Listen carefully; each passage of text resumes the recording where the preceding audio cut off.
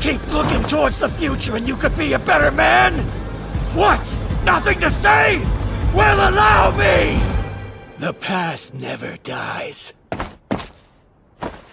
You will reap everything you've sown! Toya Todoroki, let's fall together! Come and dance with me in hell, won't you? Well, speak up, Dad! Dabi isn't just a villain with a grudge. He's what self-hatred looks like when it turns into a goal. He doesn't want sympathy. He wants proof that he mattered. And he's willing to burn everything just to get it.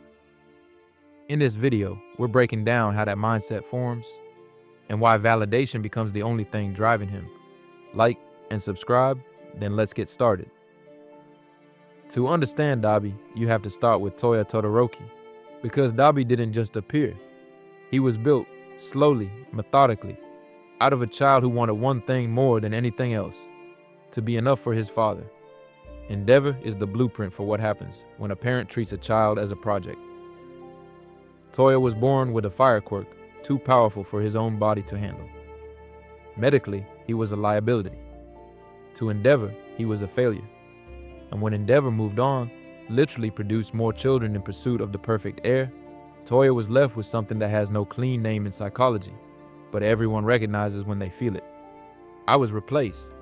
There's a concept called conditional regard, the idea that a child learns they are only valued when they perform, achieve, or meet a specific standard.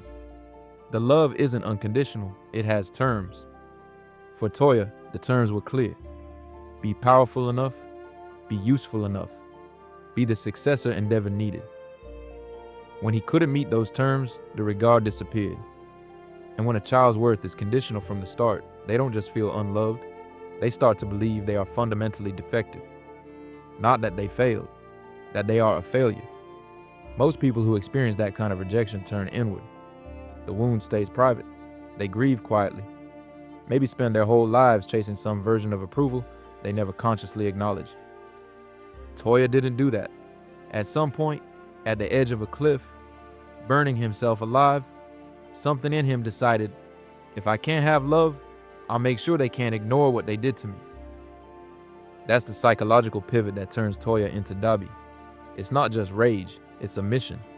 And that distinction matters enormously. In trauma research, there's a pattern called externalized shame.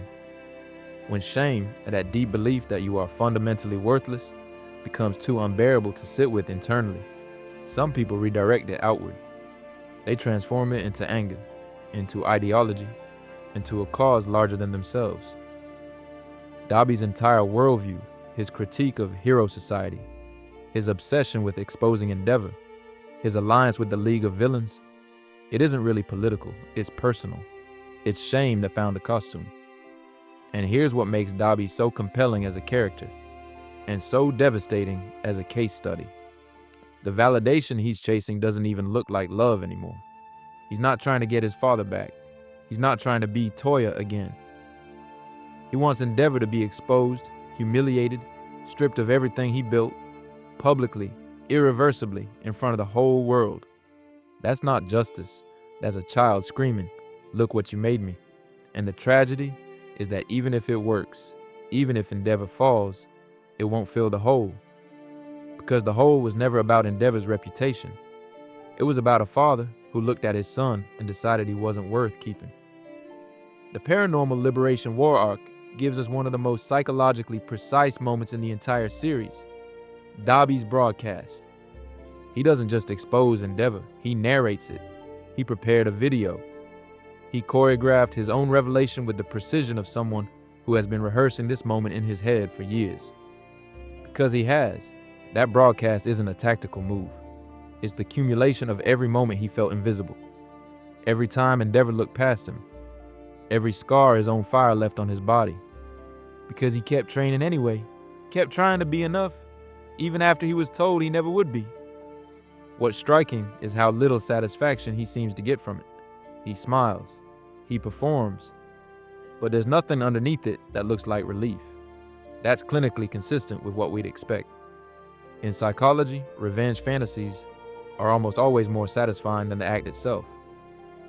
The fantasy gives you control over the narrative. The reality just leaves you with the same wound, and now nothing left to aim at. Dabi built his entire identity around this moment, and the moment comes, and he's still burning. Still Toya, still the kid on the cliff, still waiting for something that will never come from the source he's looking at. Dabi works as a character because he's not just a villain. He's a portrait of what happens when a child's need for unconditional love goes completely unmet and then gets weaponized. The self-hatred was always there. The fire was always there. Endeavor just gave it a direction. And the most uncomfortable part of his story isn't the destruction. It's the familiarity, the logic of it. The way every step from Toya to Dabi makes complete, heartbreaking sense. He didn't want to be a villain. He wanted to be seen. And when that became impossible, he made sure he'd be impossible to look away from. I write a newsletter where I go even deeper on stuff like this. Real psychology concepts, anime breakdowns, and things that didn't make the cut for the video. Link is in the description. It's free. Check it out. If you like this breakdown, the next video goes even deeper. Subscribe so you don't miss it. I'll see you there.